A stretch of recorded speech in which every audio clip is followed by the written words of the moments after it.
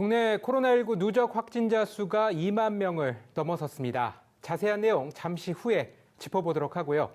먼저 사랑제일교회 관련 소식부터 전해드리겠습니다.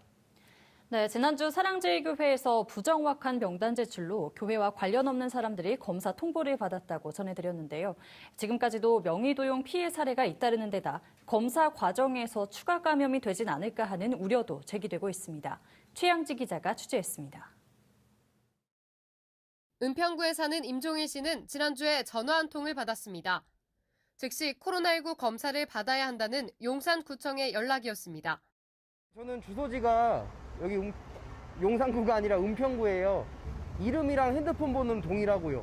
그러니까 이런 면이 좀 제 입장에서는 어떻게 명의도용을 어떻게 했는지 좀 아이러니한 부분이라.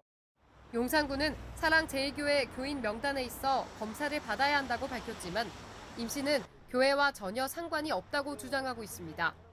제 입장에서는 간 적도 없는데 왜 제가 가야 되냐. 현행법상 검사를 안 받으면 최대 300만 원의 과태료를 내야 한다는 말에 임 씨는 출근도 못하고 울며 겨자 먹기로 검사를 받으러 갔습니다. 분명히 신도지만 신도 아니라는 분들도 계시기 때문에 막론하고 먼저 받아보시고 음성일 경우에는 그 명단에서 제외. 전문가들은 명단 유출에 대한 원인 제공을 한 사랑제일교회에 책임을 물을 수 있다고 말합니다. 명단에 대해서 어쨌든 불법적으로 취득을 했던 악의적으로 활용을 했든 간에 이제 그런 부분에 있어서 피해를 받잖아요. 개인적으로 소송은 가능할 걸로 보여요. 임 씨의 걱정은 명의 도용에서 끝나지 않습니다.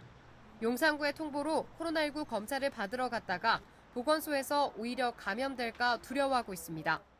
어떤 분은 마스크를 벗은 상태로 기침도 하질 않나. 여기 와서 확진돼 버리면은 제 직장 생활을 하는 데 있어서 좀 문제가 된다고 생각해서 심리적으로 되게 많이 스트레스 받고 압박을 받았었어요.